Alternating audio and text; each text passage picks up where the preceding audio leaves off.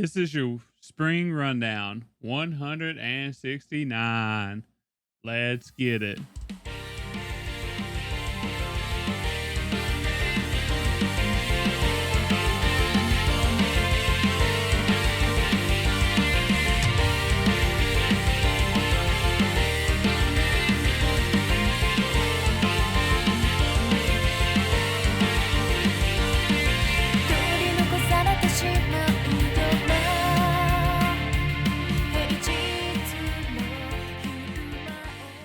All right, welcome back to the spring rundown 169.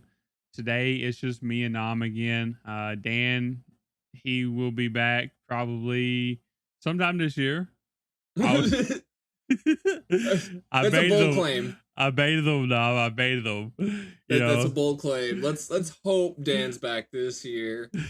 Everything's going good. He's just continuing his worldwide trip of ignoring us. Yes.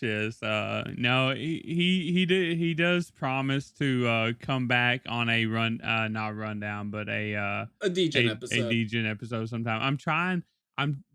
So I haven't told you yet, but I'm trying to get him back for a Brave Bang Bravern thing for June, Pride Month, you know what I mean? That's what he wanted to do last year, and I think we missed the chance or whatever. And like this year, it's perfect, for him to come back and talk robots and love. we might be able to swing something there. I still need to watch it myself, so let's not get too far ahead of the schedule here. Yeah, I mean, I do too. I haven't watched it either, so but yeah, maybe we can do something like that. I don't know. We'll have to talk.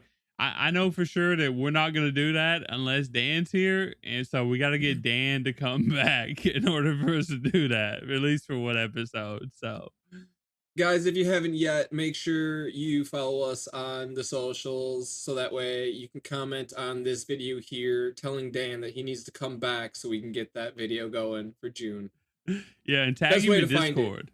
Best way to find it, linktree.com/animedegens. Mm-hmm. Yeah, everybody tag him in Discord. Be like, we want you to do a Brave Bang Bravern Pride Month episode review thing. So, you heard it here first. He don't listen to this, so he's not going to know unless you tell him. So, it's true. It's true.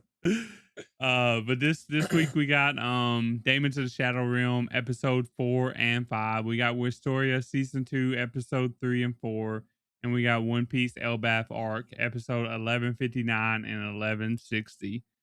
So, season 2 episodes 1159 and 1160. All right, make sure we let people know it's only season 2 of One Piece so far. By the way, did you see the news today? No. About One Piece? Oh yeah, the One Piece. Yeah, the One Piece. Yes, I did. Hell yeah! Did you see all of it about how far they was gonna adapt and all that stuff? Yeah, and honestly, if they do that, I'm okay with it because it's basically just gonna be a manga version of the live action. Yeah, or an anime version of the live action. There's also reports coming out from the leaks, I guess. They've already sold it to Mappa for the next seasons. No, so there's reports that is coming out right now that they've gotten information from insiders that Wit Studio and Netflix never intended to remake the whole One Piece. They only intended to remake the One Piece that was in like 480p, like the the early One Piece that was like low quality. I could see that. Yeah. So because Oda has said he hates how it plays out now. He wishes that they adapted it more faithfully and that he wants to expand the earlier parts and have them redone. And I could see is his. Yeah. Because one thing that they was talking about or whatever was Luffy's voice actor Mayumi Tanaka. She said she didn't want to play Luffy and they wanted her to give it to someone else in the One Piece or whatever, But she was under the apparently she was under the assumption that it was gonna like redo the whole thing, you know, kind of like we was, and apparently she agreed to do it because you know, she learned that, you know, it wasn't going to be the whole thing. It was only going to be like the early arcs or whatever. So, I could but see them probably doing like, again, the same pacing as how the live action is doing it. So like you get a couple episodes here there that cover things. You get, you know, a couple that'll cover other things, but for the most part, each story is self-contained. It yeah, doesn't need multiple episodes to tell that story. I said there's going to be 7 episodes, and there's going to be like, They're about 40 minutes each. yeah, they said it was like each episode was different, but like it was around like 30 to 40 plus minutes or something like that, and it would cover. I've heard two different things. I heard that it covers up to the beginning of the Barati arc, and I've heard that it covers the Barati arc. So I'm not sure which one it is, but still, as I If it says 50 chapters, so I don't know where the 50 chapters ends, you know, in the manga. So I didn't look it up, but yeah. I'll find out. I'm interested to see, you know, when it comes out. I think it's like February of next year when it comes out. You know, we'll definitely have to watch it and you know, check it out, see what's going on with it, you know, see how it feels. But yeah, there goes our plan of having One Piece on the rundown twice. No, it's not. Yeah, I No, it's mean not. we can't do that. They're gonna drop it all at once, bro. 7 No, that's fine. episodes. That's fine. We can fucking we'll figure out a way to do it. Let me cook, all right? So chapter 50 covers when Zoro decides to challenge Mihawk and then Nami sails away. So anyways, no, we'll get started here with we're actually going to do it a little bit differently than we've done previous rundowns. I know we normally save the best for last, guys, and trust me when I say this, we are saving the best for last. Yeah.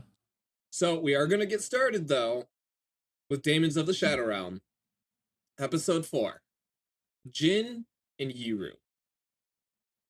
And basically the episode starts off with Dara, Hana, and Yuru all moving into an apartment, right? The phone call from the last episode was Dara learning their new location. They go there, and Yuru is just amazed by absolutely everything. He's even calling it a castle still. Yeah, Stone Castle. What's in this damn Stone Castle here?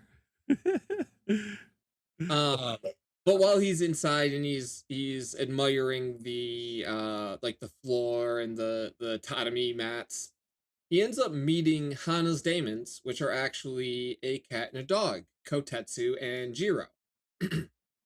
uh, their actual names, because each Daemon, right, is known by a greater name, whereas each pair has their own separate names. So this Daemon is known as Zenko Koro, which means tiger at the front door, wolf at the back.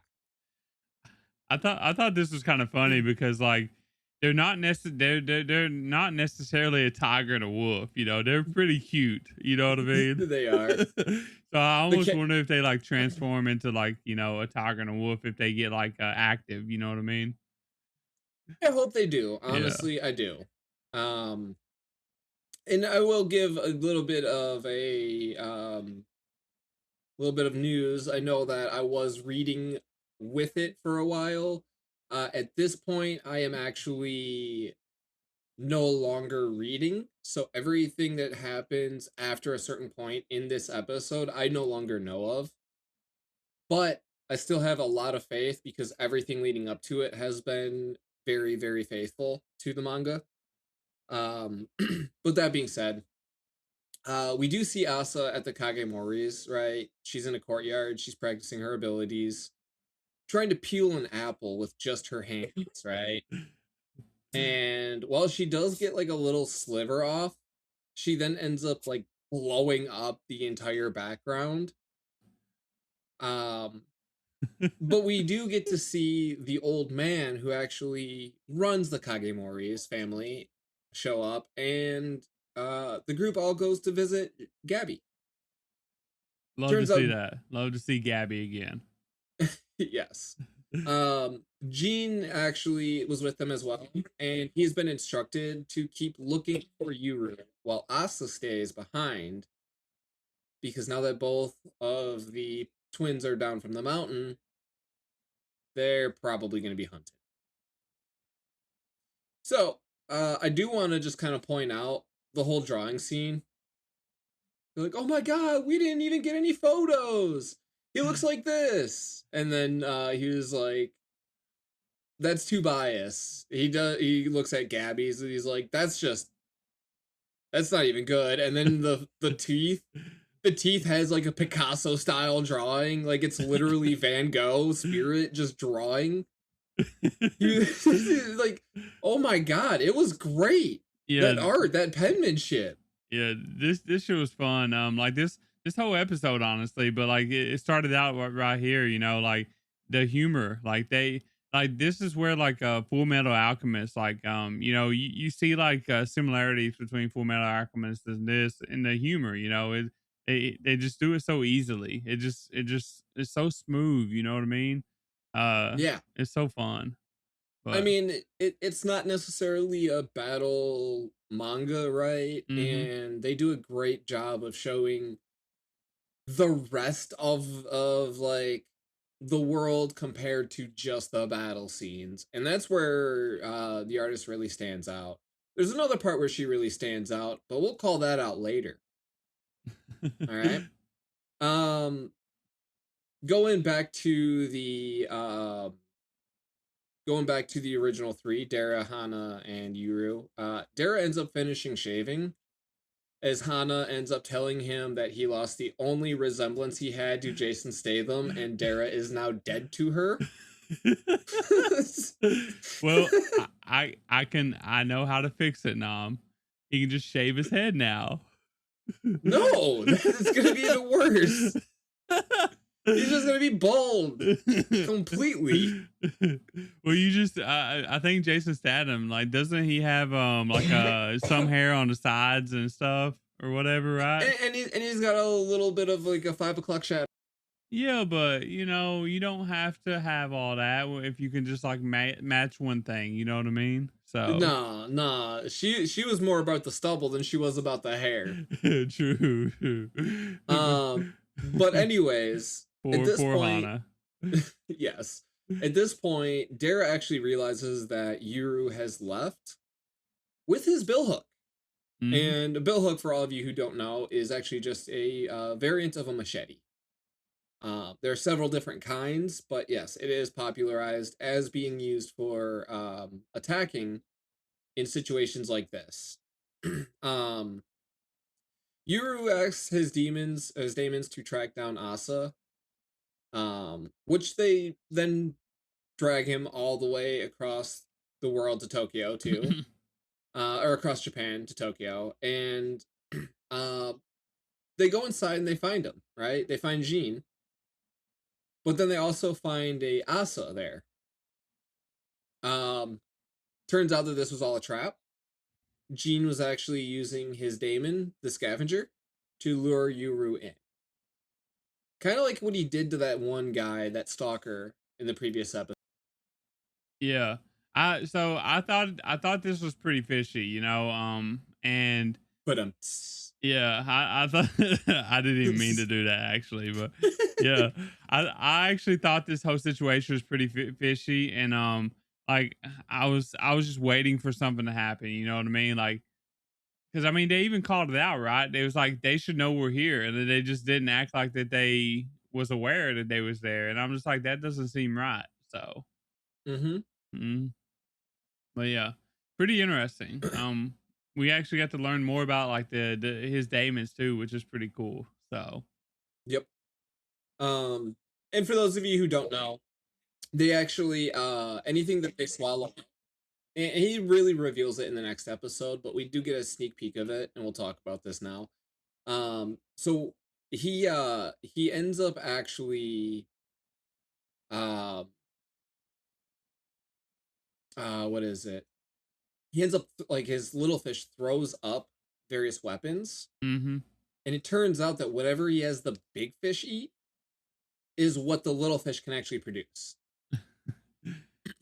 It's crazy. Yeah. Yeah. Um which also goes into the name scavenger. Mm-hmm. But anyways,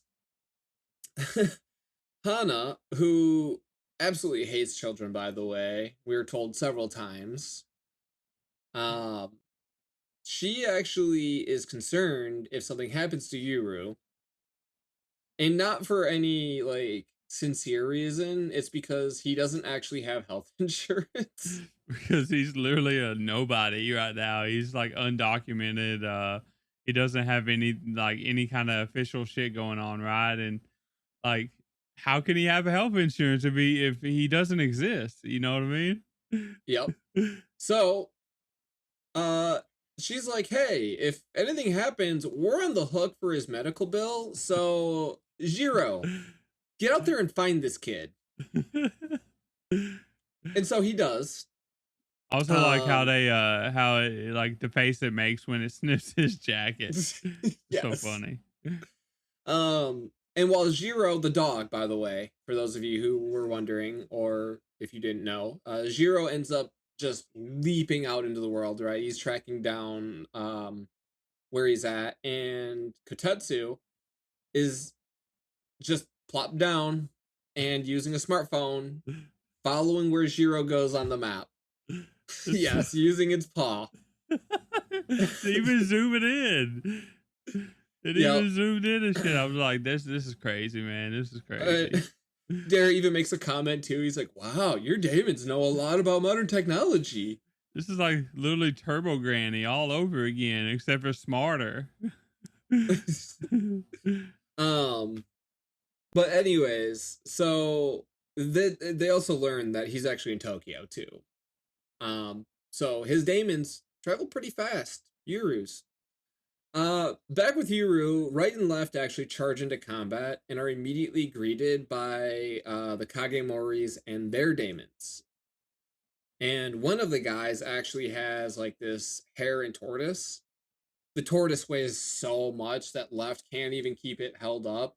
Meanwhile, right's just getting literally like just mopped up by this rabbit. It's just so fast. Yeah. I really like this. I really like all the different Daemons. Like every time we get introduced to a new Daemon, or Daemon pair, I guess you can say, Yep. it's really cool because like it just shows you how much imagination that they have, the mangaka. Yes. Which we'll also talk about in a little bit.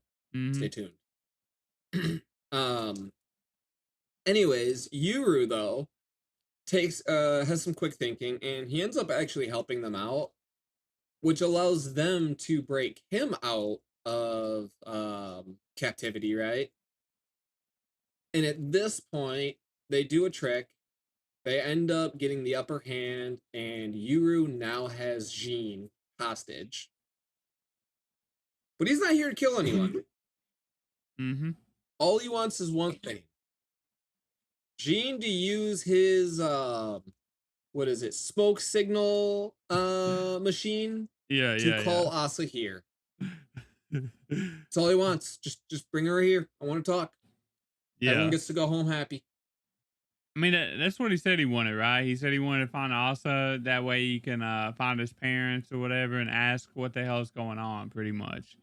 Because he can't trust Asa all the way. So he figured he could trust his parents or whatever. So, but the funny thing is like, the whole point of them like being, Dara, what's his name? Dara and Hana being married and stuff was to hide from these people.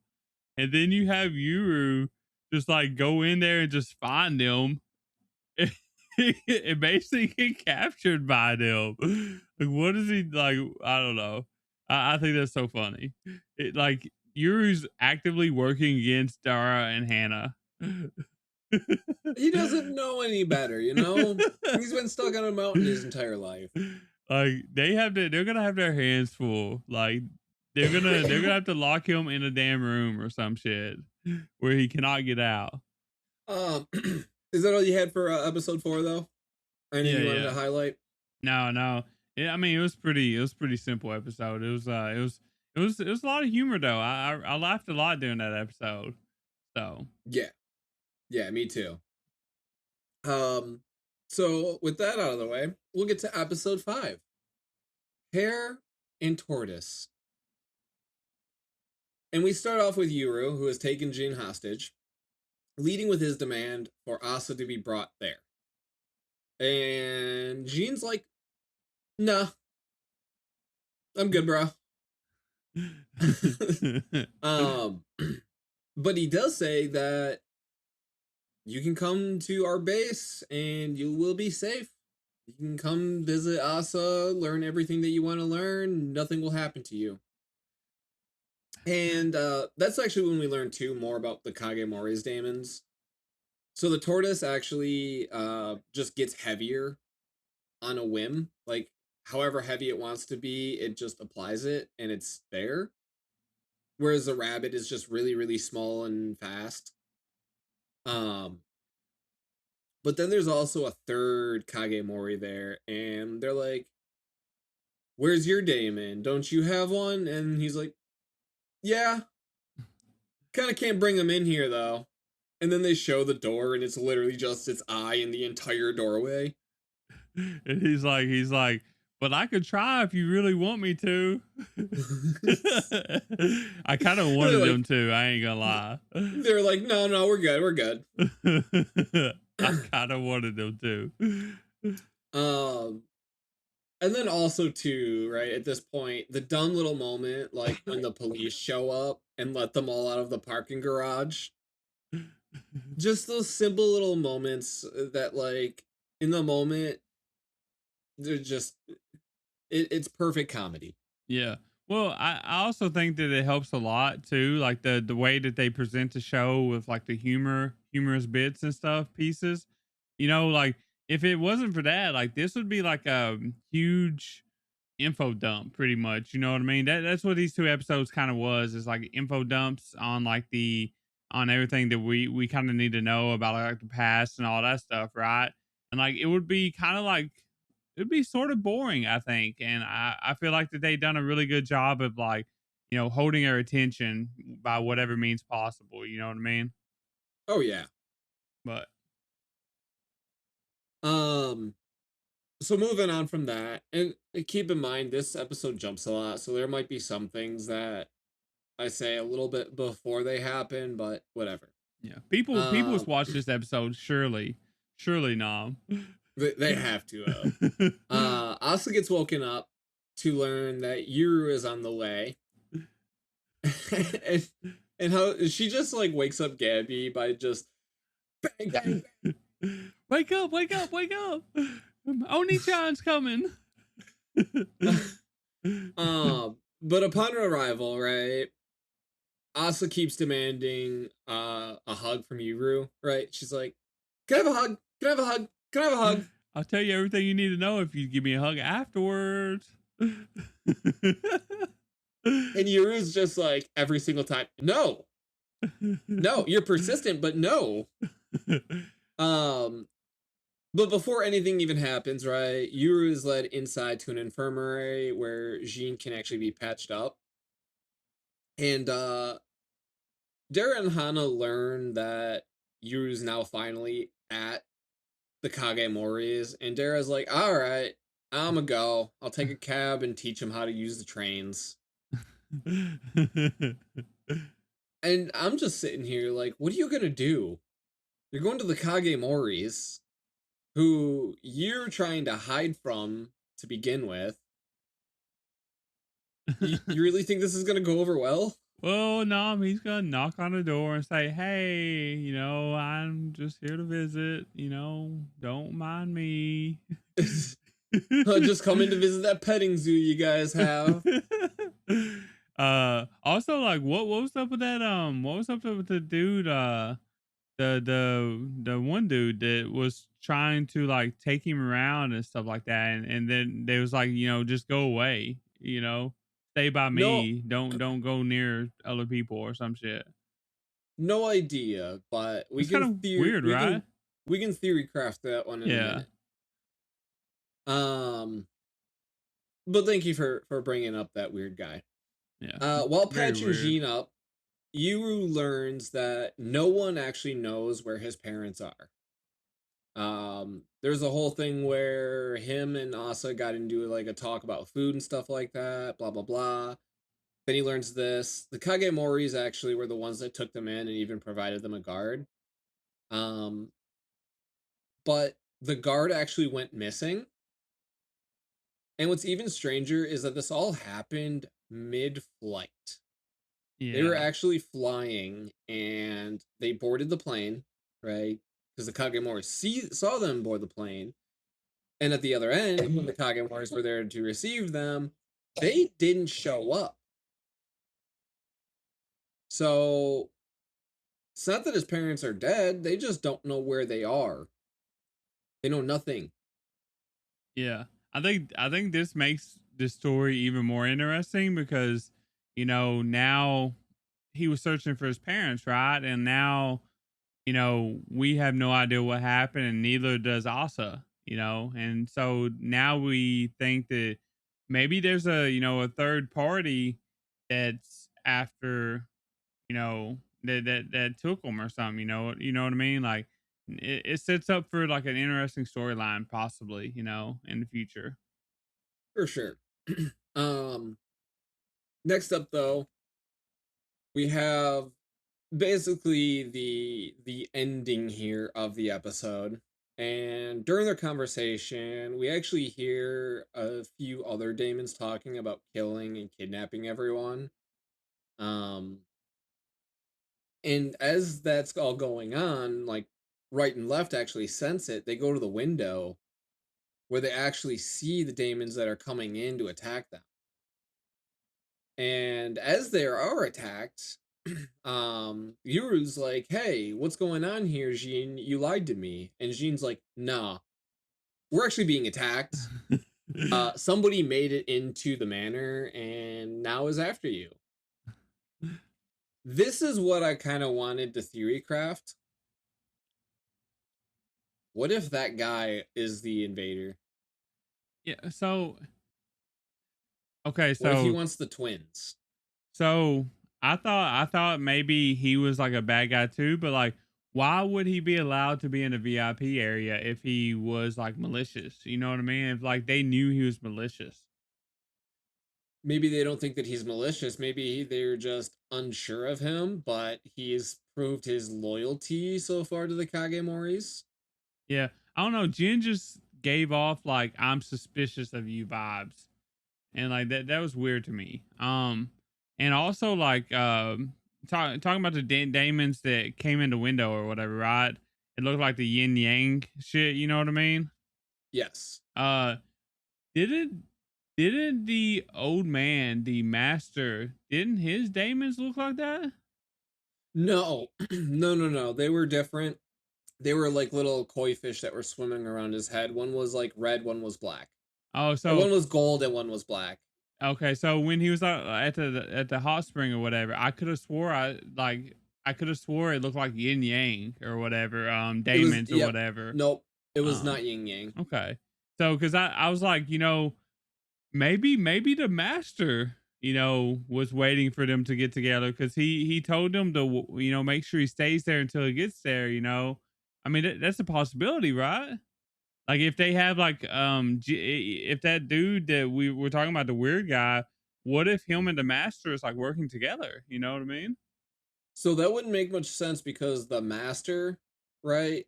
Why Mm-hmm. would he kill all of his own people if the only people he's after are just the twins? Yeah, I don't know. Like so this shit ain't adding up, Nom. I This think shit what ain't we adding need up to at do, all. Tyler, I think what we need to do is wait a couple more episodes Oh before we yeah. give it a judgment. Yeah. I feel like Um, I feel like this show, like it likes to, like, confuse you on purpose, Oh, for sure. We do have one last thing, and this is what I wanted to talk about. Gabby, Uh-huh. sleeping off her injuries, right? Gets woken up by teeth. And the teeth, you know, they get behind her and they start looking towards the door. As she gets up, she looks over there. And I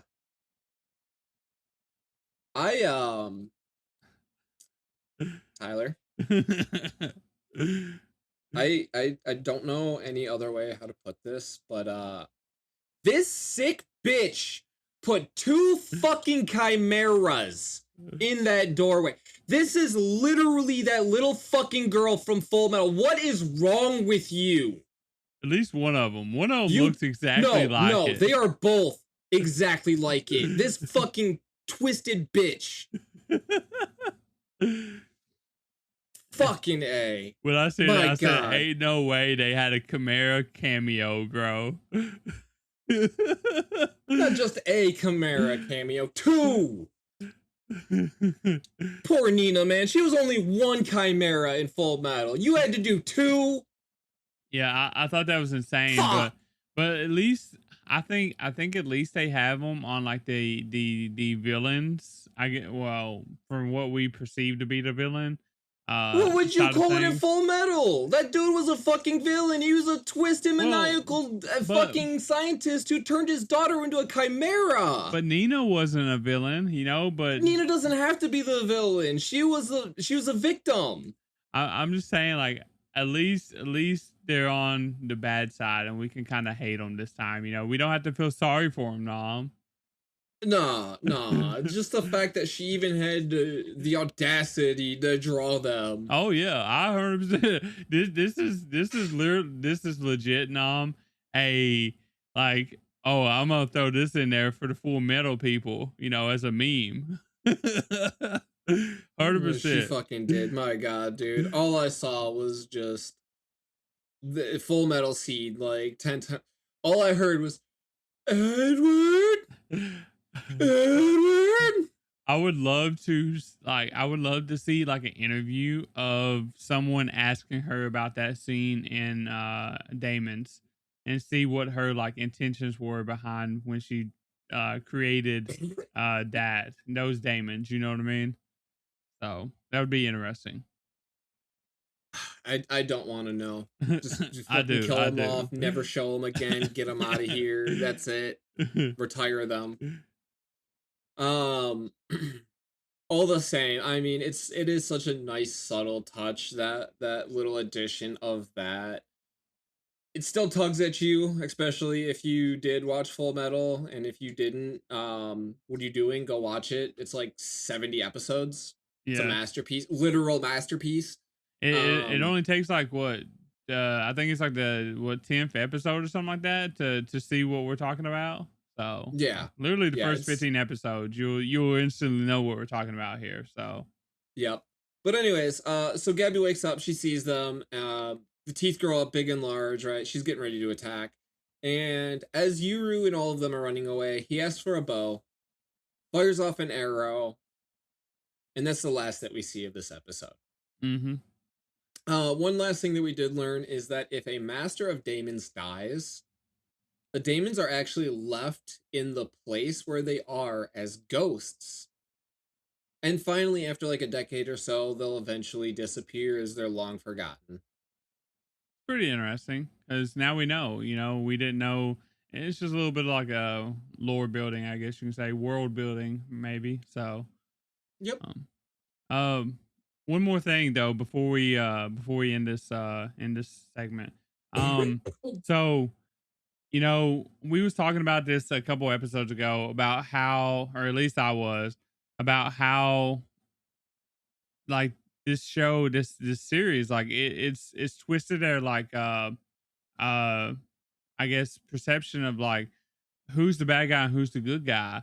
And I was wondering, like, if the village was actually the bad guy. And, like, this episode, it was actually brought up that the village were the bad guys, and that the village was, like, that they actually tried to assassinate Asa and her parents after they left the village. I thought that was really interesting because like obviously, do we trust like Jin? What he's saying or whatever, but like obviously, like you kind of have to. You know what I mean? Because I think he's telling the truth. What about you? I don't know. I think that there's a lot more to this that we just don't know yet that is going to play a much bigger role. Yeah, Cuz what if the reason why they attempted to execute them was just because they were afraid that they were going to get abducted by somebody who actually had nefarious means, right? And then that person was actually going to cause harm to the world. So in the yeah. greater good, sorry, but getting rid of Asa would have been a smart choice, For the and getting rid of village, the anyways, parents, right? well, for the world. Yeah, If that's how they view it, right? It might not be that they're villains. It might just be that they have a misguided sense of justice and they're perceived as villains because of that. That doesn't necessarily mean that they're villains because they're not trying to do it out of spite, right? If they're doing it to try and prevent the prophecy for from becoming true, yeah. Okay. then that could be a reason where it's just misguided justice. Yeah, yeah.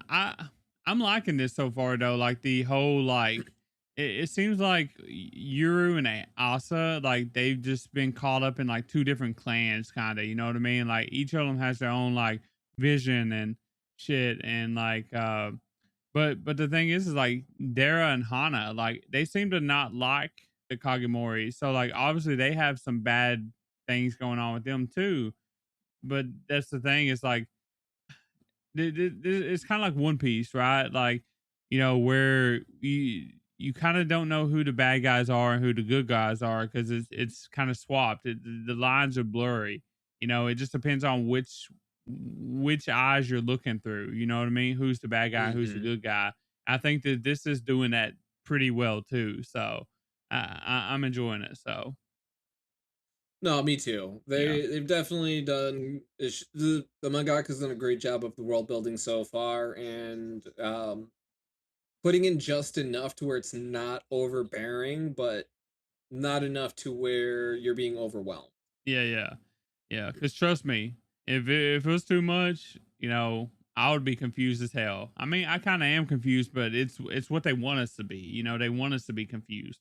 Well, I So mean, it's 4 episodes in. yeah, You can't yeah, have all yeah. the answers. From That's to why I for, tell you, calm down. You got to slow down, Tyler. You're trying to discover like the secret to the universe. Meanwhile, the universe just started. bro, you should Enjoy have it first. you should have been listening to me yap when I was watching Apothecary Diary season 1 on a weekly basis. I had a whole Google Drive document full of like just what I thought was going on, theories. I believe it. But yeah, that's all I got though. Awesome. Anyways, so as I said, we're gonna save the best for last, and that means the next show we're talking about is Goat Piece. I know it's strange. I told you guys the best for last, Uh-huh. and you will see why when we get there. But before that, episode 1159 of season 2, Destroy the Miniature Garden, Escape Black Kingdom. And in this one, the Sun God has emerged and charges into the cage after the Strawhats. They're making their escape on the cat, and despite everything that has happened thus far, Luffy actually does not wish to destroy any more of this world, this Black Kingdom. He actually wants to preserve it as much as possible. Because it is still their home, the home of the people that live there. So Yep. And so as they're running through and they're coming across a village, he tells the cat to jump so that way it can go over everything. And it at first it looked like it was going to, right? It was like a really majestic leap.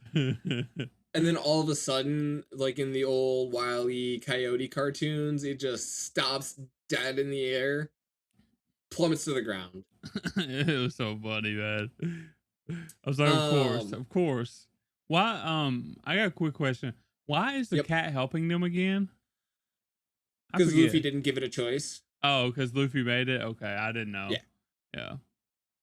Um, and that kind of ties into something else that we may have discussed previously, but I'll cover in a moment. Um, and so the cat, as it falls, everyone's on the ground. The sun god is encroaching, and it almost actually catches the cat before Luffy actually gets them all rallied up again. It's like, Neko, run. and he just zooms. So my theory and why actually a lot of things happen, including why everything goes the way it does for Luffy, is because of the devil fruit. Because he is actually Nika. Literally everything that has happened leading up to him unlocking Gear 5 can be explained simply because the will of the fruit. Okay.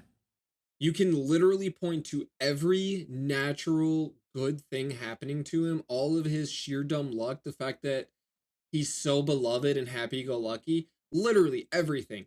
It's because he's Nika. The cat helping him. He's Nika. Well, I mean, these people seem to worship the sun god too, right? And that's literally Nika. Well, So. I mean, yes, but also he's this guy truly is Nika. presenting it.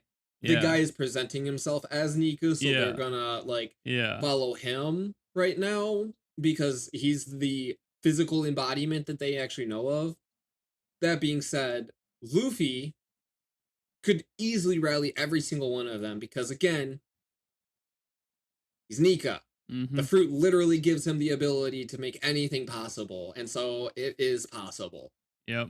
He is not an imposter. He is actually the one and true Nika. So if you go back, you can literally explain everything just through the fruit. It's the fruit. I believe you. That happened? Oh, that's the fruit.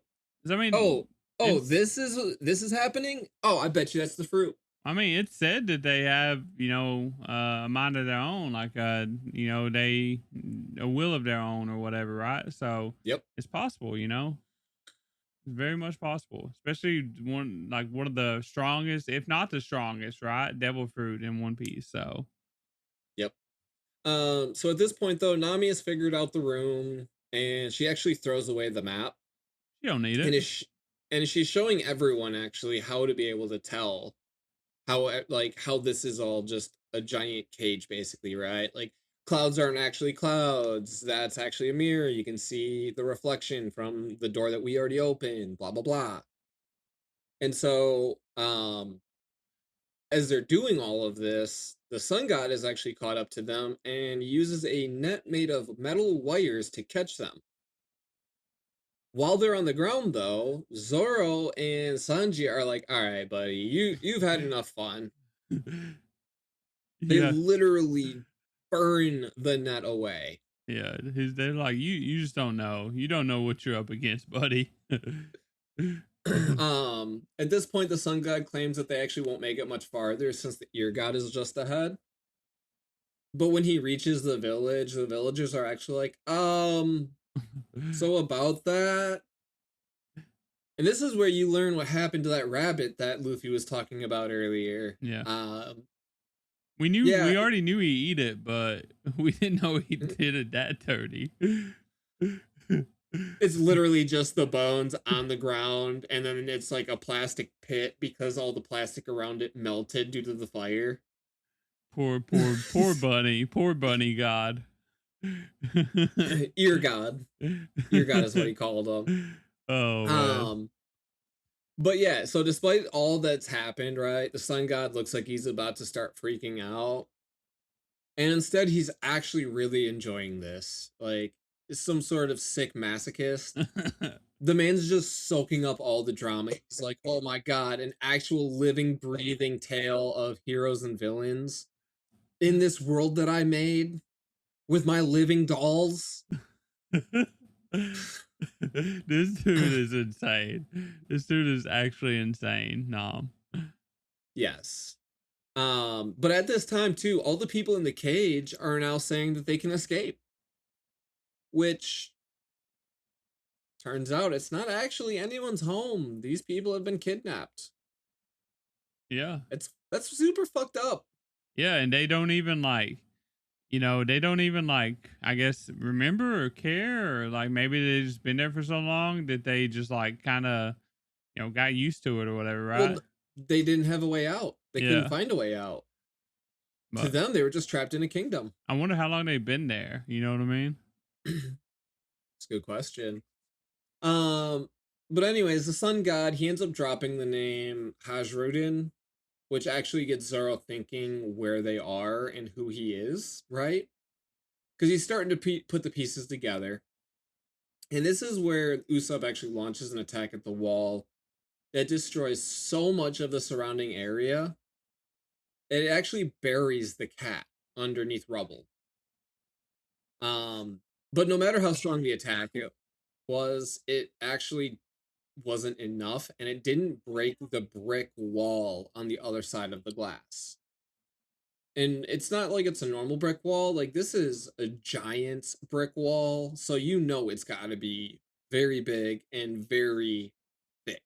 Yeah, I think he said multiple times too. It's like, you cannot escape from here, because this is a prison made to contain giants or whatever. So like that puts you like, in, it just shows you what it is, how secure it actually is. But I don't think he understands who he has in his custody. You know what I mean? Definitely not. So the cat, though, he ends up starts moving again, and he's basically just at a walk at this point. Like he can barely move, and he starts like slowly trudging on as the sun god starts claiming every pirate's name with ultra rare in front of it, like he's collecting trading cards or something. This dude And deserves to be in an isekai nom. he already is in one. What are you talking about? He's living his own isekai. He's like that cringy otaku. You know what I mean? That gets put in like an isekai. I mean, that's definitely one way of putting it. I'll give you that one. Who would have thought? Ultra rare Nami. Yeah, no. And the only thing that Sanji cared about was the fact that he actually changed Nami and it wasn't him that did it. It wasn't me. It should have been me. That was literally Sanji. Yep. Poor dude. But no, so as he's getting even closer and everyone's getting more anxious, except Nami, she's like, "Hey, what do you think would happen if something like this happened?" And Usopp was like, "Oh, it'd be an act of like a divine act, an act of nature. It would be no one's fault." And she's like, "Okay." And so we do see a giant like at this time messing with the Strawhats in a room before coming back to like our current setting. And at this point, Nami ends up dishing out some divine retribution. That's what it was. Yeah. She ends up dishing out some divine retribution. So she has Zeus like literally fill up the entire sky and then strikes down with all of the thunder that he has. And it just starts going everywhere, like destroying buildings left and right. And then you just have like she's just standing, she's sitting there, she's got her face covered like this, and then Usopp is just, what was that? And she was like, it was divine retribution. He was like, it was not, it was you. Honestly, I'm really loving the new animation style, especially when they do scenes like that. It's so good. So. Oh god, it's so nice and so clean. But yeah, so from there, lightning strikes down, destroying the town. The cat ends up running again because something crashed next to him. And as they're going, Luffy ends up using Gear 4 to break the brick wall so the group can escape. Yeah, that wall ain't gonna hold him, bro. He's like, get this shit out of here. And I, that I thought it was funny too. Like Zoro was like, I'll just cut through it and or whatever, and Sanji's just like, I'll kick through it or whatever. And Luffy's just like, no, I'm gonna do it. I got this one. He's gotta meet his quota on fun. You know what I mean? It's like Roger during that flashback for Odin. You just wanted to fight him yourself. It's literally Luffy. It is. It so is. But yeah, so that was episode 1159. Mm-hmm. Do you have anything that you want to add? No, I think that's it.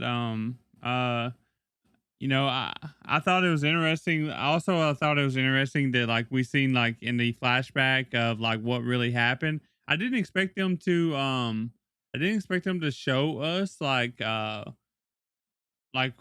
who kidnapped them, how they got kidnapped, basically, like with the giant bird and stuff. Like I didn't expect that so soon. So I was kind of like, okay, that's cool. Like we actually got to know what actually happened, and you know, we didn't keep on like having to wonder about it. So, but yeah, that's it. Yeah, I mean, you'll still learn a little bit more too Yeah. as like the rest of the series progresses, but it was a good way to definitely introduce you to Elbaph and like just confirm some of those questions early on. Oda's no longer about giving you mysteries that are going to last 20 years.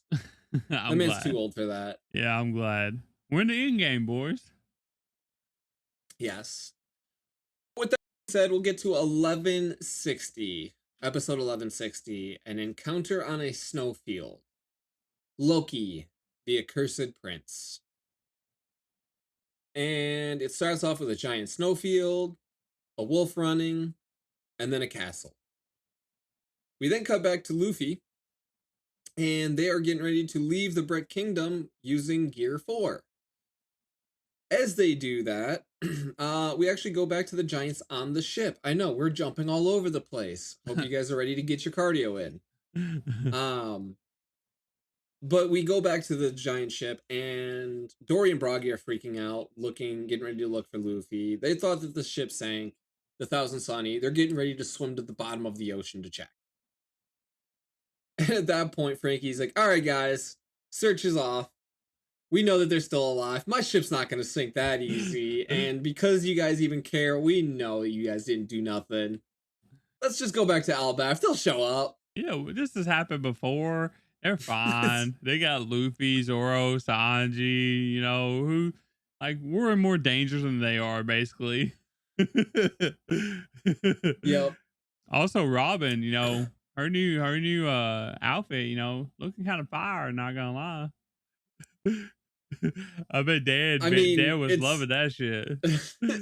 It's just a normal outfit. It's nothing special. Yeah, I'm still. Nami's got the special outfit. Yeah. Not Robin. Yeah, she does too. Yeah. But anyways, outside the Black Kingdom, it's nothing but snow and mountains. Just next to them is a giant suspension bridge leading so far up that they actually can't see the top of it. And this is all like before all of this. What is it? Luffy and Usopp are just like admiring trees, and Usopp's like, I wonder how many thousands of years old they are. And then you just see the entire mountaintop, and it's just full of trees. But before the group can cross, two giants come across from the top, and they're actually speaking ill of Hajrunin. And this is actually where Luffy and Sanji almost get them caught until Nami was fast enough to get them behind the pillar. Like, you dumbasses. Well, because it also turns out like these giants are talking about if anyone is like an intruder happens to be caught, they'll be dealt with swiftly and stuff. basically it's like, all right, this is a land of capital punishment. We can't be caught because technically we shouldn't be here, type thing. They have no idea where they're actually at, right? Mm-hmm. They only have like hints and thoughts. But at this point, the giants end up leaving, so now the group goes to cross the bridge. And Luffy ends up getting this really weird feeling while looking down the mountain. He decides to go down there and check it out, telling the others to go on ahead. Because, he'll be fine. Well, I still think it's a very, very bad idea, Nam, to let Luffy chase after tingly feelings. Nah, this one will be fine. What could go wrong? Yeah, I mean, what could go wrong? Yeah, Luffy running off by himself. So we also get to see Dory and Broggy, who now actually have new bounties. Hold on, man. The last time Luffy ran off by himself, right? It was freaking and it was when he got captured by Kaido and Wano, right? I think so. So I mean, what could go wrong, Knob? Hey, you didn't have Gear 5 back then, okay? Okay. So at this point, though, Dory and Broggy get to see their new bounties, and they were actually cited for raiding Egghead, which is not at all what happened, but in some kind of technicality, yes, it did happen. Mm-hmm. But anyways, 1.8 billion berries. Lot, yeah. Pretty impressive. Now, granted, they thought that was a bit of a stretch, but then they were informed that the price of bounties is a lot higher than it was a century ago when they originally were captains. Yeah, yeah. So it makes sense that it's a lot higher now. But while reading the paper, Robin also happens to notice a mark on Luffy's arm. And it's an X on his left wrist. What's even more interesting is how blurry the picture is. But it looks like the X was drawn over top of the picture. Yeah. And so I'm gonna touch up on this here in just a second, right? Mm-hmm. The Giants also detail how there was some trouble on Elbaph recently. So that's something new that we're gonna also get into in just a moment. So when reading the chapter for this, right? Keep in mind this was like almost a year ago now. Been a while, yeah. The picture was also blurry, and the X was very, very prominent. So I'm glad that they actually transferred it over and like even had that text. I can't remember if Robin said anything about it in the manga. I know she mentioned the mark. I don't know if she mentioned how blurry the picture was. But like it was a nice touch to be able to have that also added in there. Like, oh yeah, the picture is like really blurry, but look at how clear the mark is. Yeah. I think that just I think that helps people realize that, hey, like that's a sign. Like that's something you should take notice of. You know what I mean?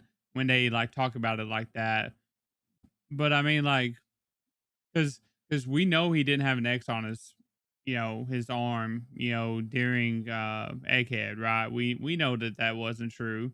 So We didn't see it. yeah, well, we didn't see it, but also, who is with Morgan? Vivi. Yeah. Vivi's with Morgan. Guess where the last time we seen this X at, Nam? Saying goodbye to Vivi. So I think Vivi is trying to send a sign to Luffy and company.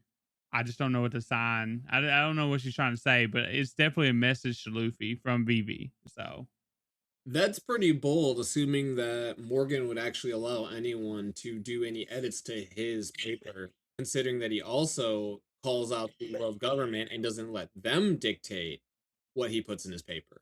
all I'm saying is that there's a lot of coincidences right there, and you know, I think that I'm a very good percentage right. So I may not be I all the way think correct, but I know I'm at least halfway right on some of this stuff. I just don't know what it means. I don't know what they're trying to say. So um I think you might be reaching on this one, and that this has absolutely no bearing on Vivi at all. hmm. But we I, will see. I guess we'll find out because I knew that we wasn't gonna get to find out this episode, but maybe we'll find out in like the next 5 or 10. So before this season ends. So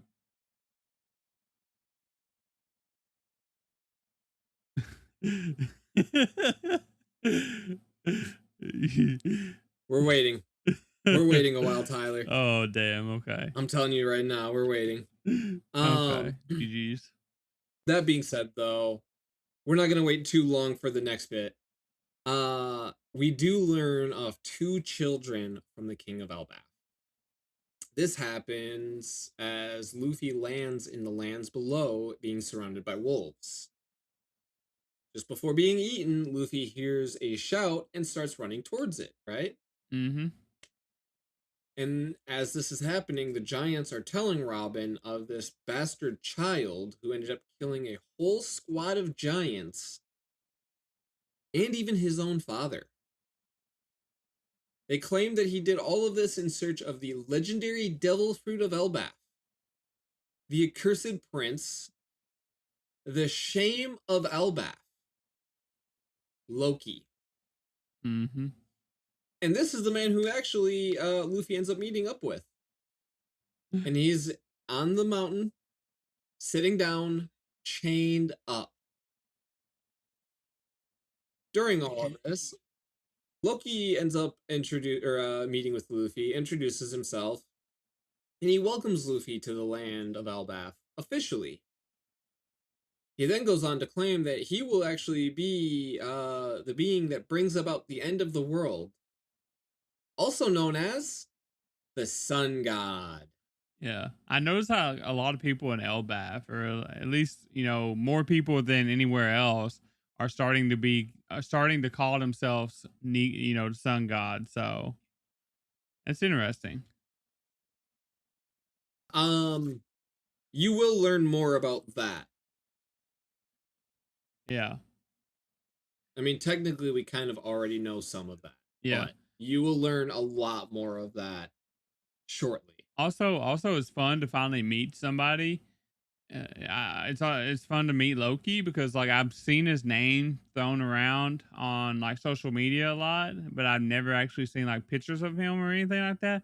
I just knew that he was like a prominent figure in like the Elbaph arc, and so I was always curious to kind of know like who he was and like what he was, and like it's kind of tracking out for him to be sort of villainous, but like also like I don't think he is in a way either. Like I think they're like trying to make him seem like a villain, but it almost seems like they want you to believe that.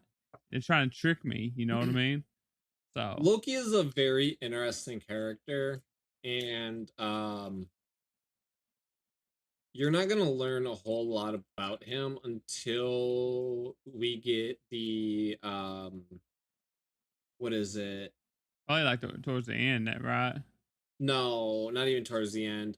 We're not going to learn more about him until we get like a what's his name? The Buccaneer guy, Kuma. Until we get Oh, like a Kuma style backstory. oh, okay, I got you. I got you. Yeah, it's to give you guys at least a glimmer of what's happening, what's gonna come. This flashback that we're gonna get for Loki is the biggest thing that has ever happened in One Piece. It is honestly monumental with the importance that it has, the weight that it carries with it, the amount of questions that are answered in mere episodes. There is nothing that is going to shake the foundation of what has already been told quite like it. I can't wait then. Um, And when you see it, Tyler, get yourself 2 pallets of tissues. 2 pallets. You're gonna need it. Well, I hope that it's like not too much longer. Hopefully we don't have to wait like a year or so. But I who hope we knows? get it before we have to go on the summer break, but it Are you might think be it might be something that that's. soon? I think it's gonna be fall, Okay. realistically. At least it's this year though. That's what I was trying to get at. Like I hopefully we don't have to wait till like next year or to get at things. I want to see more about Loki. So see what he's actually about because I have a feeling that he's not as bad as he's made out to be. So, but that's I think that's That's all I got. So I don't know if you got anything else. Yeah, no, that's all I got. I know that there's not really a whole lot that we're learning about, but just bear with it right now, guys. Trust me. It will be all the worth it once we finally get to learn more about Loki. Also, one last thing before we move on to the best show of this rundown or whatever this week. Of this rundown Said, episode, yeah, okay? I said this week. Um, uh, I forgot to mention that there was Dan. I instantly thought of Dan too. Like when we got the big baddie giant, you know what I mean? I was like, damn, they got shit, you know what I mean? Dan's over here like, I hope she steps on me. He's literally like Sanji right now. You would. It's just a habit, bro. But okay. You got anything else before we move on? No, that's everything I got. Alrighty, let's get on to Wistoria season 2. We got episode 3 called One Single Magic Spell. All right, in case everyone forgot, last episode we ended up with Frosty actually saving Will from dying by taking a hit for him. So he's probably dead. I would assume that he's dead, wouldn't you? If he's not dead, my god. I would assume so. It's made to believe we're led to believe that he's definitely dead. But at the same time, that's kind of like a flashback. But this episode actually starts off like we have some shit happening up in the tower where like the Magia Vonder is. Some are kind of wanting to leave and like help out like the citizens below because like there's so many people like dying, so much like destruction happening, and like none of the people down there can actually like do anything about it. And so they're just like, I wanna go. Like I wanna leave. I wanna go down there. I wanna help them. I feel bad. I feel useless. They're useless. Everyone's useless or whatever. And I kind of agree, but like at the same time, they risk, you know, like destroying, like basically destroying the world, right? That they live in if they go down there and die. Um, Mm-hmm. Yeah, and because then the shield is gone. yeah, and the shield is gone, and the celestial beings, that's the only thing that stops the celestial beings from like whopping them off the face of the planet or whatever. Even though we don't know much about these beings, but we're told that they're very hostile. The only thing between them and this world is that shield. So, and if one of them goes down, that shield goes down too. And like I know they're Magia Vonder, but like they go down there, like technically what can they do against a I guess they stand more of a chance than the other people, against the Devonder, right? But How they much more of a chance, though, yeah. is that really? Yeah, especially with them being like drained, right? Like their shit's drained from having to put up the seal, the protector. Yep. So um not only is that one dude want to go, but Elfie actually, pops up and she's like, I demand you to rescind your order. And like, I thought this was a pretty cool scene because like, we've only seen Elfie like being like emotionless, like stone cold, like not even smile unless, it's like flashbacks, anything like that. So I thought it was kind of cool that we get to see her like get mad, get aggressive, and like that's cool. We're actually starting to see like emotions out of her, because we've never gotten that before, only in like flashbacks. So Yeah, I mean, it was only a matter of time. I think a lot of it really is just because what's the one thing that is always around her in her flashbacks? Or rather, who yeah, is always around her? And Will. now, who is not around her? Yeah, who's in danger? Who's in a lot of danger right now? And she knows it. Um, and that's why she's getting so upset. That's why she's getting so worked up. So, um, but then we also have like a little scene. And I actually appreciated it. At first, like I was a little bit like mad because like we got Professor Edward. He's like over there, like telling the dwarves, like, you basically need to go commit suicide. Like, Go throw your life away yeah, right now.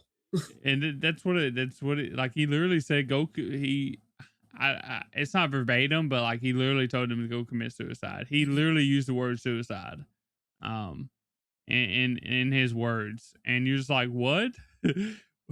Like, do you not have any ounce of like respect or like care for like these dwarfs, right? And like that's what it seemed like.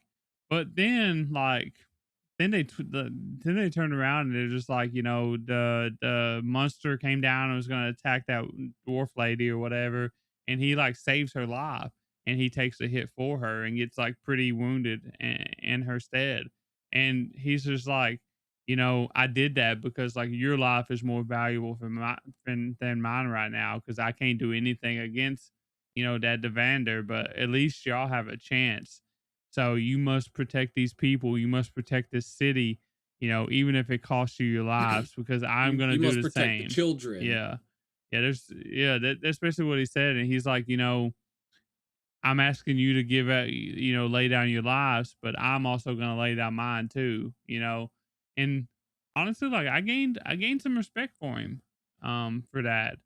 I thought that was a really cool moment for him. To show that like he's not all about, he's not as mean as he is He's made not out to as be. emotionless as he Yeah, seems, yes. yeah. So I thought that was a really cool scene. I did like I was about to be, I hate this guy, and I was about to hate him a lot more by the way the tone of that, like, if first started or whatever. Tyler's about to jump through the screen and just start fighting the man IRL. And then he turned it around. And I was like, okay, okay, I understand now. I understand what you're doing. You just actually you have a tough shell. You have a hard shell, and but you're kind of a softy, somewhat. So, but I looked at him, I was like, oh, okay, okay, I see what you're doing here. yeah. You're not fooling me yet, but I see what you're doing here.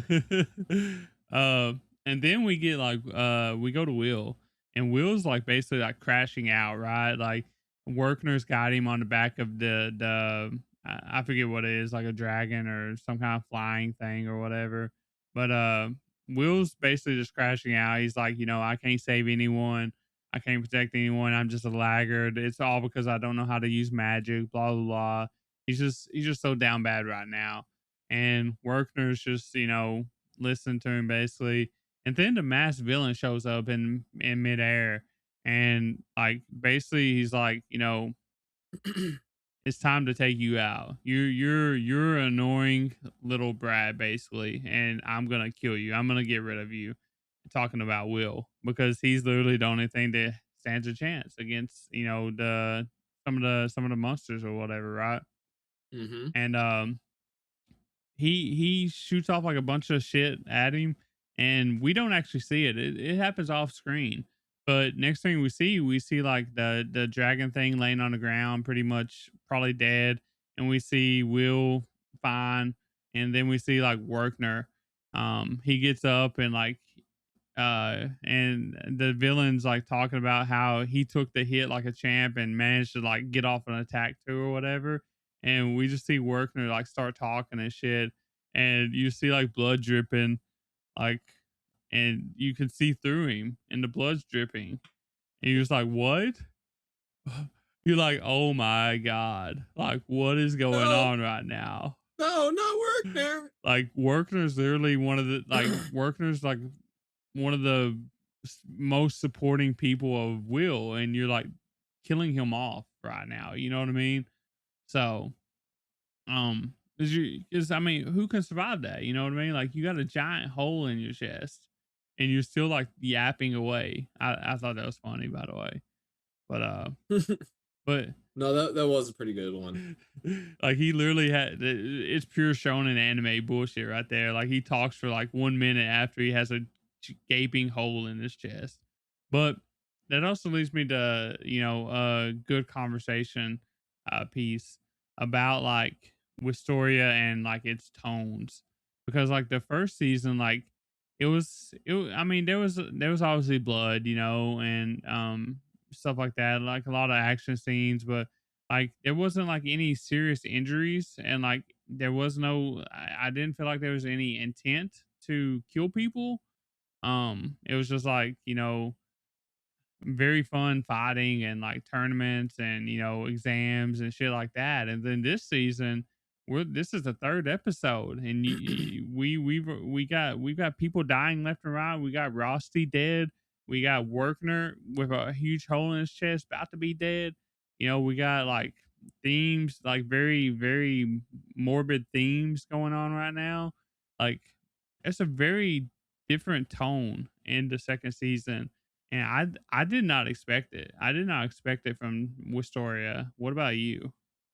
No, this was this is by and far so vastly different than how the show presented itself. Almost kind of like it was gonna be a school anime, and we're gonna sit there going through all the classes and watching as Will tries to overcome himself and finally gets to be Amasia Vander at the end. I mean, just to even have what they had at the end of episode 1, season 2 was crazy, and then to go this far, I my god. Yeah. I almost turned it off after Workner almost died or Yeah, died. because I mean, he's one of our favorite like supporting characters, right? Like he's the one that stood by Will all this time. He's the one that supported him, like other than like Colette, right? Um, Mm-hmm. like or Elfie, I guess, but like Elfie on the other hand, like she's kind of like oddly standing by a lot of the times, but Colette and Workner like literally has kept Will They're from like, actively there. yeah, they've kept Will from like giving up so many times, even Rusty. Like I know that Rosty's like a late addition to like the gang, but like Colette and Workner have been there for a while, and now 2 out of 3 of his main people, right, are like RIP. So, Mm-hmm. and that's crazy.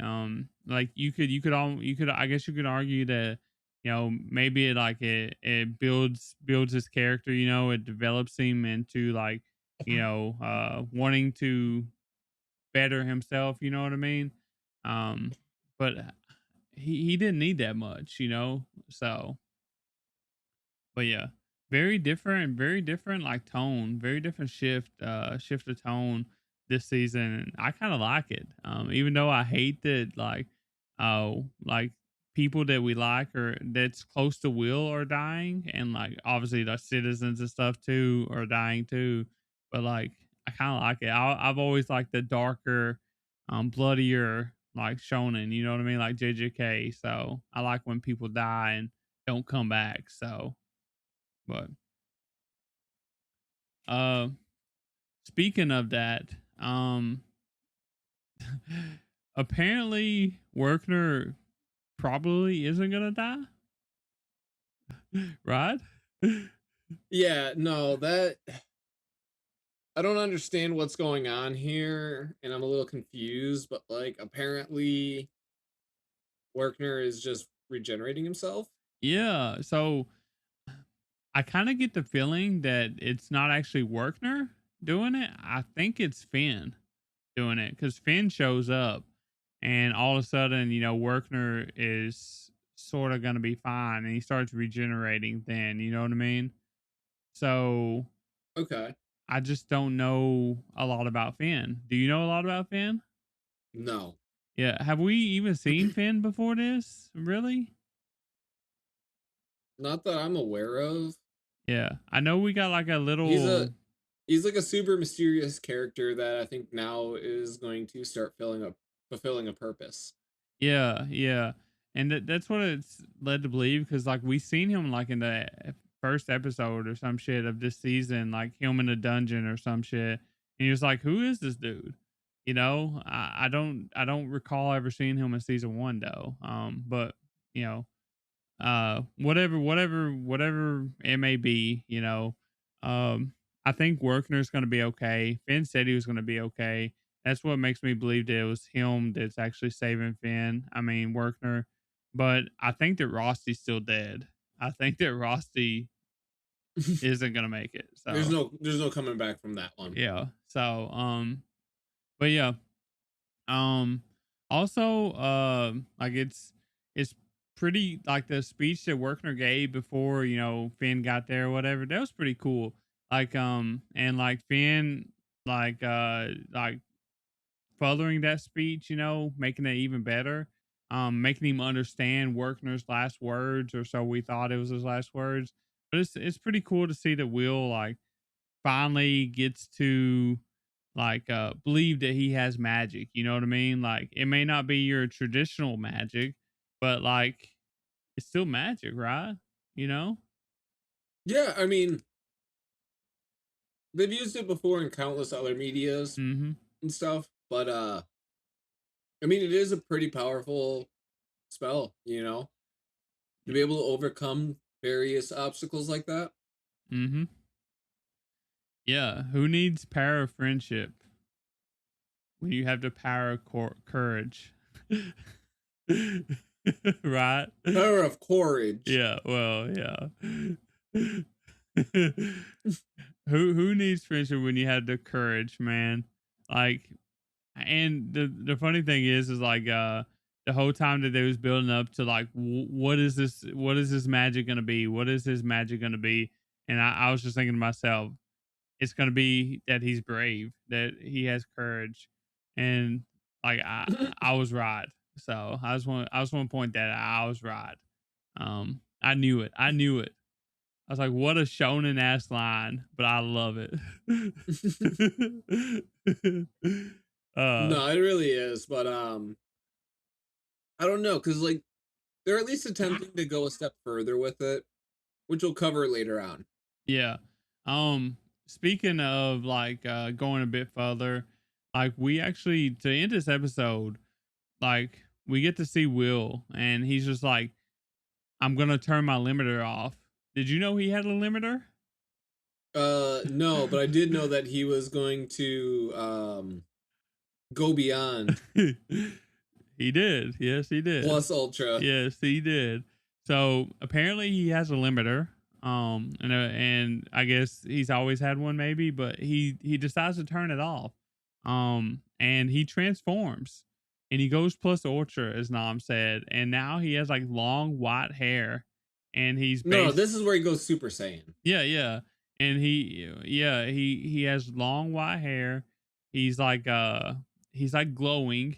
He's basically the Flash, and he's So just Tyler, powerful. just to reiterate, if you ever actually get around to finishing Dragon Ball, so you can watch Dragon Ball Z,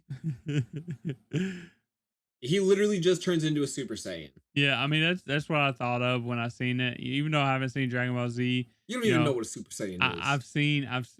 my one of my best friends. That's all he watches is Dragon Ball, bro.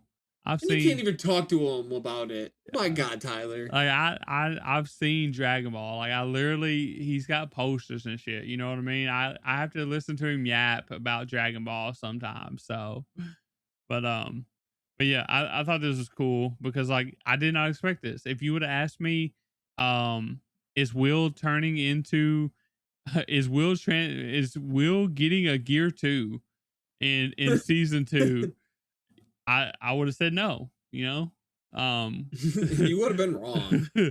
And now he's basically like transformed. He's like using Gear 2 shit, whatever. Um uh and he's just going around like he's literally the Flash. You see him, and I mean you actually don't see him, and like he's just going around killing all the monsters in the city at You Mach see him and now speed. you don't see him. Yeah, you just see like a flashing light and like a trail of brightness behind him of where he's been, and like just monsters destroyed, slain. So I thought that was pretty cool. That was like a really good episode. So I don't know if you have anything else for this one though. Not this one. Okay. Um, so like that was okay. That was a pretty good episode in my opinion. I thought that was like really really good. But wait, just wait. We have episode 4. Episode 4. I'm just gonna say episode 4. This is not a mid-season finale. This is not a mid-season. Point. This is not a finale. This is episode 4, and the story begins. So we see a flashback of Will as a baby, a black-haired woman who is presumed to be a witch based on like conversations, and her name is Mercedes. She's got Will, and she ends up giving Will to a blonde-haired person, who we don't really know who it is at the time, but we I think it's safe to say that we can assume that it's Finn. Um, I and would. yeah, and you could also probably safely assume that Finn was the one who raised Will. Is what it seemed like. And apparently, Finn made some sort of pact with the witch Mercedes, to create Will. Is that kind of what you got out of it? I don't know if I would go as far as to say create Will, but Or make him like he is, you know what I mean? Maybe not like create him as a human, but maybe make him have what he has, you know what I mean? give him that specific type Yeah. of magic, right? Yeah. It's Because definitely something like that, right? it definitely feels very much so kind of like that, yeah. Yeah, because I mean, we even get like in the later episode or whatever, Finn was like talking about calculations and shit about how it took 500 years to do this or whatever, right?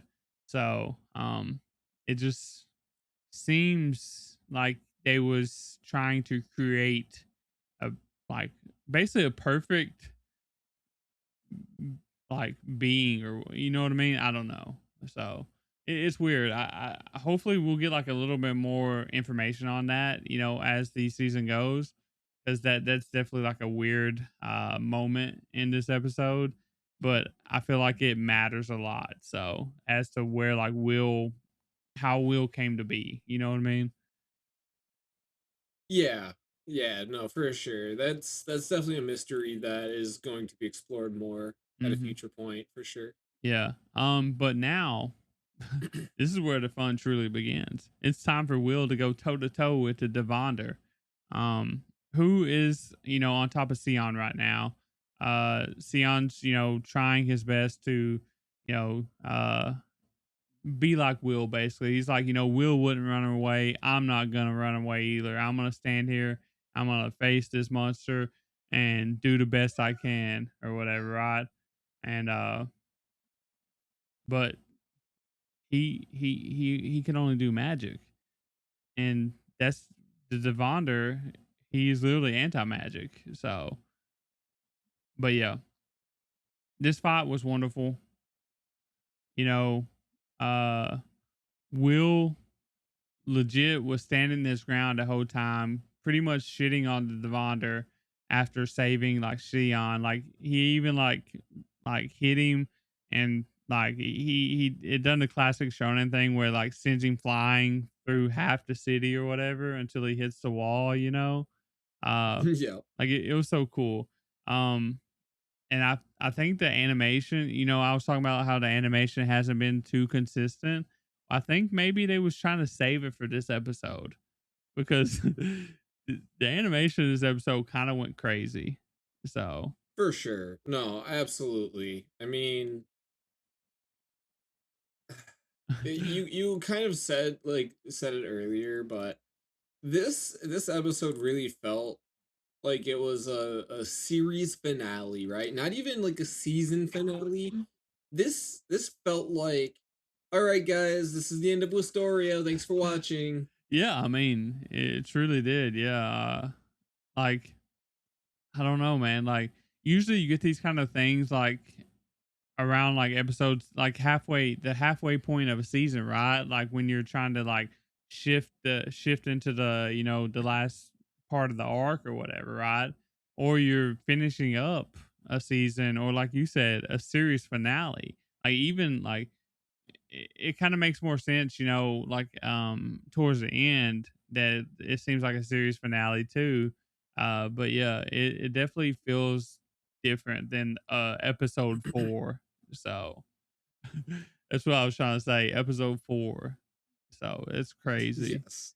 Um but we actually get like a so Will's kind of like fighting this Devander in like the middle of this city or whatever. It broke into the city center or whatever. And like we got all the people, they're like, Will's fighting this thing, the Laggard's fighting this thing. We need to go see. So everybody, is starting to gather around because they want to see what happens. They want to see if Will's able to beat this thing because nobody else can. And I thought this was like an awesome moment because like we see like Sion and Colette and even Julius, they basically like everybody's kind of confused on like how they should help. They're like, we'll just get in the way. We've kind of bullied him. Like, what do we do? Like how do we like support him after like putting him through all the shit that we put him through and stuff like that. And I thought it was pretty cool seeing like Sion, Colette, and Julius, just start cheering him on, just start hollering and, saying "Go Will," and like then as Will charges and everybody's cheering him on, like the opening, song starts playing, and like I'm just like, man, this is the shit you could only get in like shonen, peak shonen. You know what I mean? Like literally some of the best shit I've seen, and like this might actually be like the best episode I've seen this season. I mean this spring season, of at this point, like we're not even like halfway through this episode, and I'm thinking like maybe this is the best episode of this spring season. Dude, So at this point I'm like, my god, I can't believe what's going on here. We're just going absolutely like stratosphere with this fight and the hype and everything else around it. And I thought like it couldn't even get any higher. no, like you was thinking like This is it, man. This is peak right here. you're thinking like, oh, we're at the end of the episode almost. Like we're No, we're fixing to so finish it. You know what I mean? so I didn't think that, but I was like, man, I this is peak right here. Yeah, I There did. is no way that this can get any better. This is literally the best that it's going to get for the entire season. My god, and I am living it right now. Yeah, like I That is what was going through my mind. I had chills, Nom. I had chills, and I was like tearing up a little bit. Just like from being so like happy that Will was finally getting his moment, you know what I mean? And everybody was Mhm. on his side, and like you're just like, oh my god, this is what I've been wanting, this is what I want to see. And then you had the opening music start playing, and like I'm just like, man, this is just so well done. So um but then like things start taking a turn for the worse for Will kinda. He's kind of strong right now, right? And like his sword, it isn't capable of like matching his strength. And so when he goes in for a strike, he ends up actually breaking it in half. Um, and so like we see like this was an awesome moment too. Like it did that negative view or whatever when it happened. I thought that was wonderful. You know, it was Mhm. like, the The moment's over. yeah, the momentum shifted, the moment's over. They hit us with the negative view or whatever. And I was like, "Oh damn, like what's gonna happen?" Like we've made all this progress, you know what I mean? And like it's all gone now, right? Oh god, the goosebumps. And then we see it shoots us up at the top at the tower or whatever, and we see Elfie. She's had it now. She's like, um, I'm done with this, and she starts to leave. She goes out on the balcony. They're like, you can't leave. And she's like, I'm not leaving. I'm just going out on the balcony to get a better view. And then she's like, oh, my hand slipped as she created like a magical sword to send down to Will. And I was like, man, this is great. Elfie's great. Like I didn't care about Elfie before, but now like I'm a fan of Elfie. So Nah, see, as soon as she went outside, I was like, "There's no way she's gonna send down a sword for him. no, I thought she was She's actually gonna." going down there. You know what I mean? No, see, I knew that she wouldn't, Yeah. cause like that guy was pretty stern and stuff like that. But she was like, "All right, you know what? I don't need to go down there now. I just need to get him a sword." Exactly. And Rosti was that person for Will, right? And so it kind of makes sense that Rosti had to be removed, in a way because like um he needs someone else to take Rosti's place, he needs and that space needs to be opened up, in order for Elfie to come through. So I understand now, Um but yeah, she sends down a sword or whatever. She makes him a sword with his ass magic. And the sword looks amazing, by the way. It looks badass. And like he gets it, like it was so cool. Like it slams down. I don't even think like it was actually a sword. Like I think it just like went over top of his sword and like enchanted his sword, right? Is what I got out of it. Yeah, so he can absorb magic and Yeah. kind of imbue his weapon with the element is Yeah. what it is. And that's actually, so it's important to note that because that's what happened in season 1, right? Mm-hmm. When they actually used the attack, he got to fire around the sword and actually used the one his sword to do the piercing, but then also had the fire to do all that flame damage, right? Mm-hmm. So the same thing here, but to a greater extent. His sword is now coated in all that ice, but it still has the properties of a sword. Yeah. And It's not also magic. It's a also sword. I think that Elfie like her magic enhancement or whatever that she sent down was a whole lot stronger than like Rossi, you know what I mean? Because that's what Rossi was wanting to do, is help him out with his sword before they died or whatever. So um but yeah, pretty cool. We get to see like more monsters get summoned or whatever, and like uh Will like creates like a castle. He like basically uses magic and creates like a castle and like just kills all the demons at once or whatever. And then like he extends his sword and makes it like 20 foot long or whatever. That way he can like slice through the Devonder like no problem. It was so beautiful, man. Like, Everything about this fight literally yeah, screamed peak power, end of the series, out like just it's so this good. is Yeah, it. This is yeah. the send off. You're never getting it. It was like the end of JJK season 3, right? That fight. It was that style, that quality, that level, right? Mm-hmm. Just gave you that whole okay, this is it. This is the peak.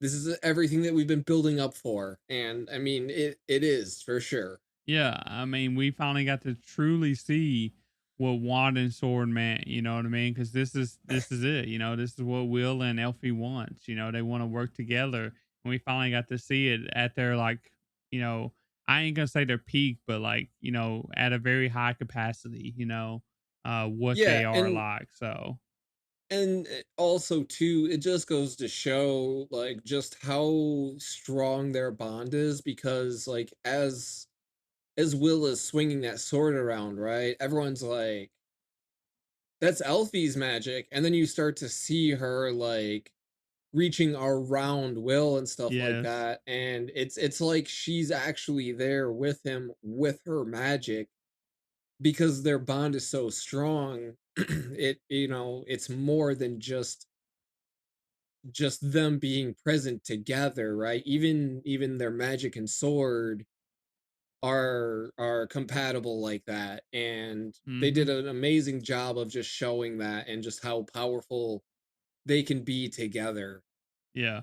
And they also done a good job of showing like the doubts. Like everybody doubted because they're like, this Devander, like he's anti mage, right? And like the magic ain't gonna help him or whatever. And then you get like the shot of like Elfie just smiling or whatever because she trusts his will and she knows that Will's gonna succeed, but everybody else is doubting, or the majority's doubting. I like that too.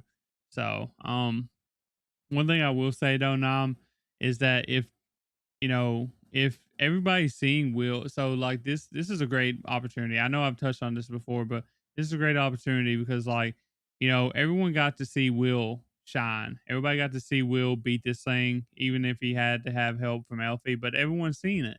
Everybody's seen what he did, what he contributed to saving the city. And like if they still bully him after this, I will not forgive the show. Like this moment, like this is a great moment to like actually propel Will forward and to make people respect him. And like if they do that, then like I said, this is literally the best show. This is the best episode of this season, like spring season. This is probably the best episode of Wistoria. And like this show, like I literally had it a 7 nom, and I'm thinking about giving it a 10 if it keeps on going straight. So, but yeah, I mean, it's going to be really hard for it to keep up this pace, I feel, but my God, yeah. they definitely set it up and got people hooked. And I think that's ultimately what the goal was. And they nailed it. They nailed it with that one. Yeah, and that's basically the end of the episode, kinda. We got one more thing, which is interesting. We got Finn. Finn comes back and he's like, the pact is complete. Um, this is the start of Wistoria. Wand and sword. Everything before this has been a prologue.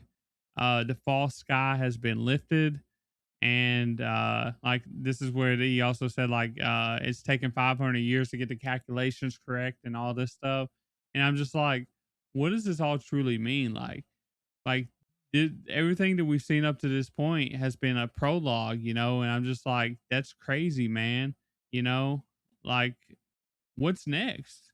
Are they going after the celestial beings? Like, what do you think?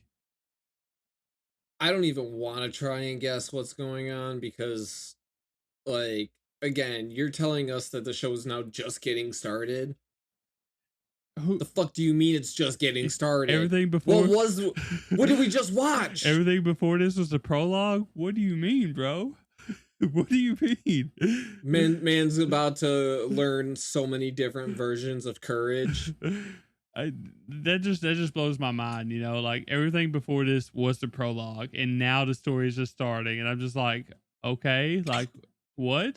So I'm pretty excited about the future of Restoria because like if this is what it's gonna be like if it's gonna go harder than that, that was the prologue. They went this hard in the prologue. He's gonna learn courage, and then he's gonna learn valor, and then he's gonna learn gallantry, and then he's gonna learn moxie, so and then he's gonna learn temetry. so do you think that the celestial beings are like literally the next villains, maybe the next goal?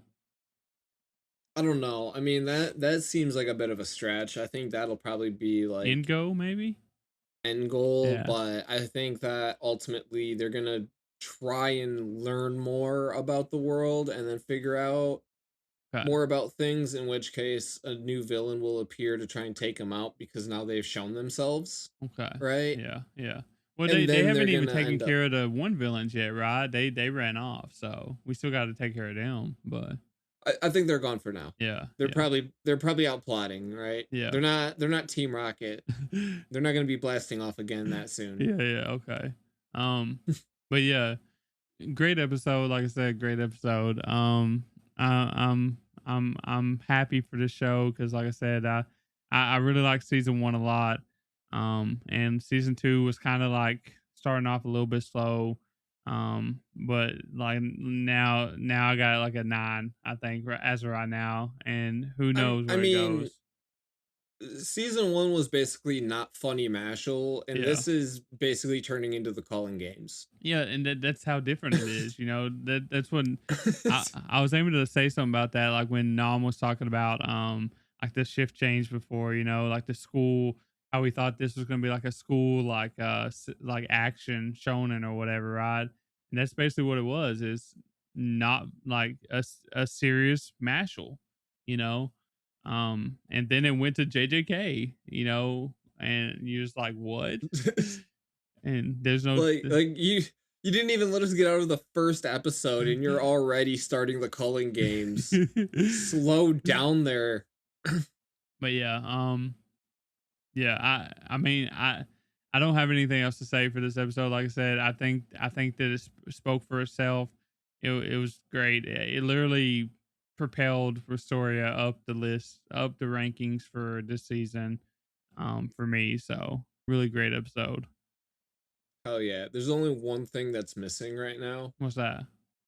Tengen explaining everything. That's next episode probably. You know, we gotta I really hope. we I really gotta fucking you hope. know we gotta have a meeting now because you know there's no way the wheel isn't in the tower now, right? There's no way. So I wouldn't go that far, but I think that he's definitely going to earn the recognition of a lot of people and probably be granted to at least go up and see Elfie. yeah, I think that I think that this like propels forward the notion that him and Elfie can work together now in some capacity. So uh I don't know what that looks like. Like I said, I literally don't know where we're going after this. Like what are we doing after this? You know what I mean? Like how is this season gonna top this? You know, that's the problem here. Like how are we gonna top episode 4? So we got 8 episodes to go. So Yeah. No, um that's my only concern. That's why I said it felt like it was a series finale. Like, this is it, guys. This is the end of the show. We're not showing anymore. Tune in for Wistoria 2. yeah. Yeah. The next generations or whatever, right? But yeah. But yeah. I don't Two Blue Vortex. yeah. But I don't have anything else for this. I really hope that next season, I mean next episode, it goes pretty hard. So It's gonna start Wistoria Shippuden. yeah, I mean I'd be down. But um, you got anything else? No, no, honestly, just absolute gas of an episode. I can't wait. Hell yeah. Don't worry though, for those of you who missed Goat Piece being at the end, next rundown it will return to its rightful position. Maybe depends. Don't you maybe it? Nope, nope. It's Depends. going to be back in its rightful position. No, I forgot that Nam can see the future. So sorry. He literally can on One Piece, so he probably knows what's Yes. happening. I know exactly what's about to happen, and I can't wait. Okay. Well, with that being said, yeah, that's it for this episode of the Spring Rundown. Hope you enjoyed it. Hope y'all are watching all 3 of these shows. If you're not, you're missing out. Catch us next week. For I think we got like a little hype episode coming out about like conventions and stuff that I did with the 950 Club boys while we was together. And in anticipation of us going to like Anime Central together, which is my first anime convention pretty much, and they've been going for several years now. So pretty hyped about that. But y'all be able to check that out next week. But until then, we will see you next week. Peace. Later.